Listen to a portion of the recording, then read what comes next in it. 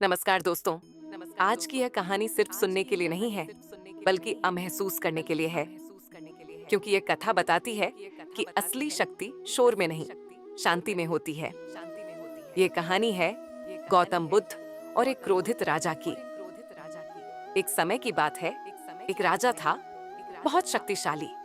उसकी सेना विशाल थी, उसका शासन कठोर था और उसका अहंकार उसकी शक्ति से भी बड़ा।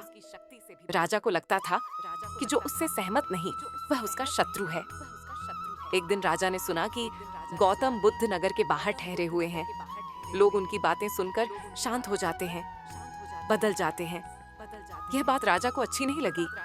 उसने मन ही मन सोचा, मैं बुद्ध का अपमान करूंगा और देखूंगा क्या उनकी शांति बनी रहती है। क्रोध से भरा राजा अपने सैनिकों के साथ बुद्ध के पास पहुंचा।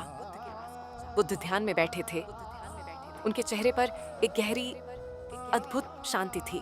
राजा बोला, हे गौतम, लोग तुम्हें ज्ञानी कहते हैं, लेकिन मुझे तो तुम केवल एक साधारण भिक्षु लगते हो। बुद्ध ने आंखें खोली, राजा की ओर देखा और चुपचाप मुस्कुरा दिए। राजा और अधिक क्रोधित हो गया।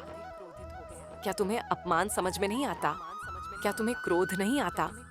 बुद्ध बोले, हे राजन, यदि कोई तुम्हें उपहार देना चाहे और तुम उसे स्वीकार न करो, तो वह उपहार किसका रहता है? राजा बोला, जो देने आया था उसी का।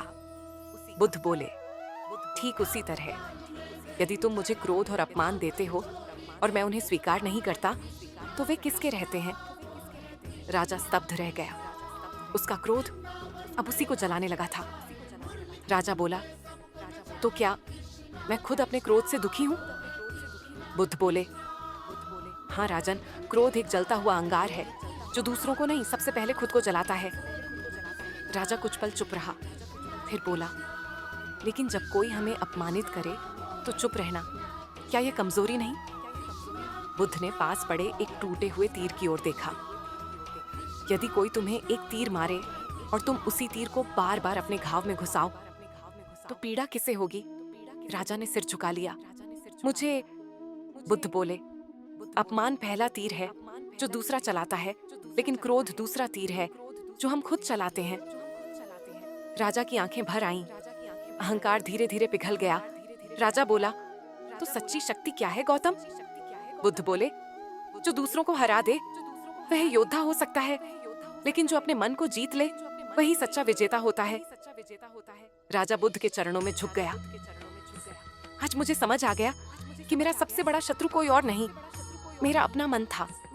बुद्ध बोले, जो अपने मन को जीत ले उसका राज्य पूरे संसार से बड़ा होता है। राजा दो चला गया, लेकिन बदला हुआ। और दोस्तों, जब अगली बार कोई आपको अपमानित करे तो याद रखना, क्रोध लेना भी एक चुनाव है और शांति भी। अब फैसला आपके हाथ में है।